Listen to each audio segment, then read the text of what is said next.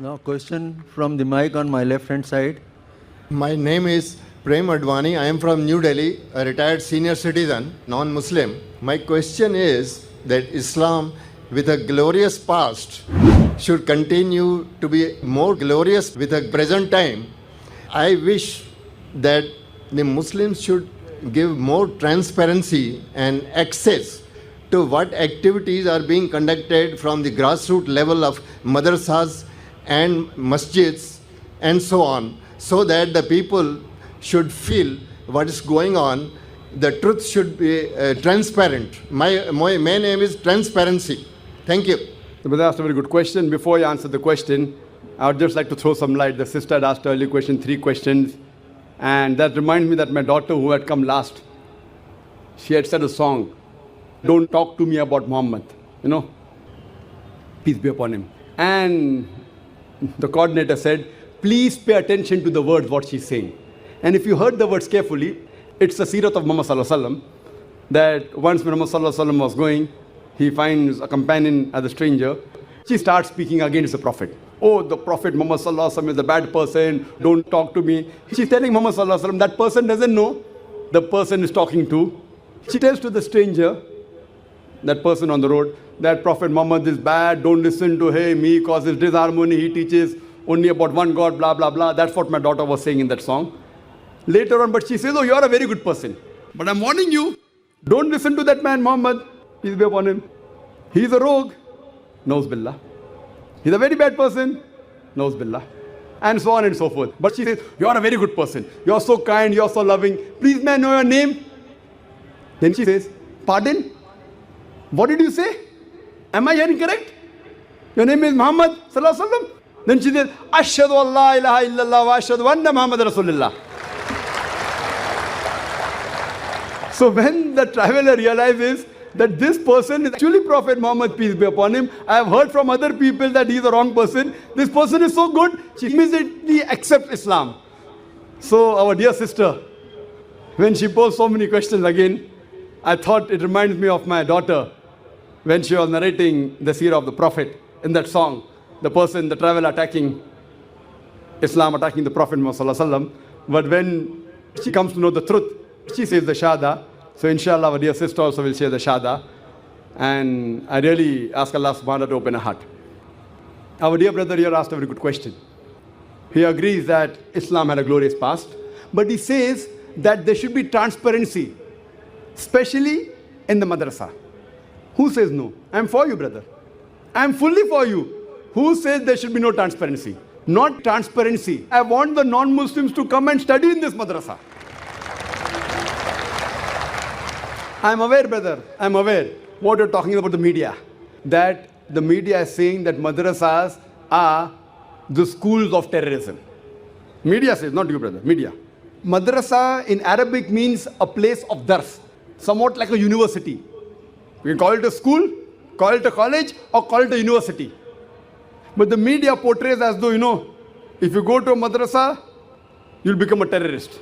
Media portrays, not you. I am asking, number one person who has killed maximum human beings in the world is Hitler. Which madrasa did he go to? Which madrasa? Which madrasa he went to? See today, mafia, the top people in the world from Italy and all these smugglers. If you take a survey that all the smugglers, all the top people that go to the jail, if you take a survey, how many people go to madrasa? How many? A small, maybe a couple of percent. Majority go to universities. Which university? Modern university. Schools, colleges. So can I say that you should close the school? Can I say close the College of Education, close BA, close BCom, close BSc? No. Because I know I have studied in the school. That school doesn't say that you should rob or you should smuggle. You should go against your country. It is they study in that school, but they are the black sheep of that school. So Hitler also may have gone to the modern education. I'm sure that the school he went to didn't teach him that he should kill 6 million Jews. So what we realize that these are black sheep.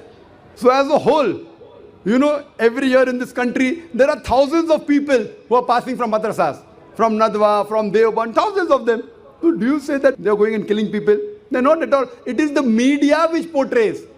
And now, the government wants to go, and last year or year before last, they went to Nadwa, imagine. They went to Nadwa and they wanted a search warrant they took out to check. To check what? And Ali Mian Nadwi, Rahimullah, he said, okay, come forward, check. What they found? Nothing. See, once in a blue moon, one in a lakh, one in 100,000, one in a million, maybe a person, after he passed the madrasa, may have been misled. That doesn't mean madrasa teaches that. But a bigger percentage of the students studying from schools, modern education, from colleges, from university, which we get degrees of BA, BCom, engineering, doctor, more of the people doing wrong activities and evil activities. So as far as transparency, brother, I'm for it. No madrasa will ever say that you do not come and check. Our syllabus is open. In our school, we are teaching, mashallah, we are teaching comparative studies. My student from my school knows more about Hinduism than average Hindu. He knows more about Christianity than average Christian. He knows more about Islam than an average Muslim, because we pay attention to both of them. So as far as transparency, brother, is concerned, I'm for you, I'm with you, and no one will ever say that you don't come and analyze. Come, but don't blame. Don't come with a negative mind. Come with open mind. You may never know, you may get hidayah. You may come to the truth. Yes, brother. Create an atmosphere of encouragement for non-Muslims to come and learn something and see for themselves. That is what I mean by transparency, so that people should not have suspicion that something wrong is going on, something good is going on. But you should make it transparent. Brother asked a very good question. We should make it transparent for non-Muslim to come and study. Brother, first invitation I give to you and your children, come to IRF. I give invitation to you. See, Islamic Research Foundation has a library. It is one of the most well-equipped libraries, at least in India, of scriptures of different religions. You know, we have more than 200 different types of Bible, more than 50 versions of the Bible. We have more than 50 translations only of Bhagavad Gita. We have several translations of Vedas, of Rig Veda, Yajur Veda, Atharva Veda. You may not find in the library of your government. You may not find in the library of maybe your school of thought. We encourage, study, and come to the truth. And leave aside others. I give the first invitation to you and to your children. I will even bear the air ticket. Free. Come to IRF and we welcome you. Study and we will learn the truth together, inshallah. Can you on the microphone? Yes, brother. I wish to thank you that you have taken my suggestion in the right spirit, and I will take opportunity to avail of your offer.